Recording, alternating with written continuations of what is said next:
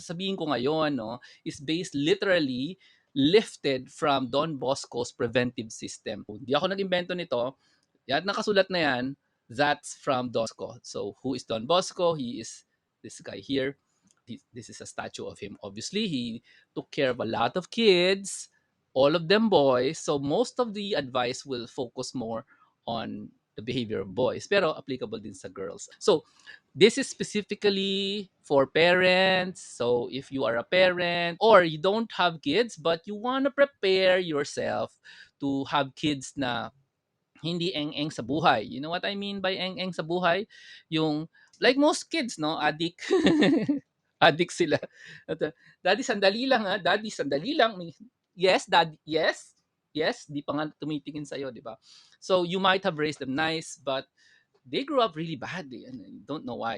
So you want to prepare yourself so that your kid will not behave like you na parang ganito, baliw. Okay, so that's the purpose of this talk. So as parents or future parents, you will be able to manage or literally raise holy Catholic kids. If you are Catholic, then take this advice to heart because this came from Father Don Bosco. Okay, there is already Wikipedia, there's already YouTube for you to find out who is this Don Bosco person. And there's no reason for you to say, I don't know him, therefore I will not do anything. He is a saint, a Catholic saint. So we have a high, ano yung tawag mo naman, tayong mataas na respeto sa mga santo ng Catholic Church, no?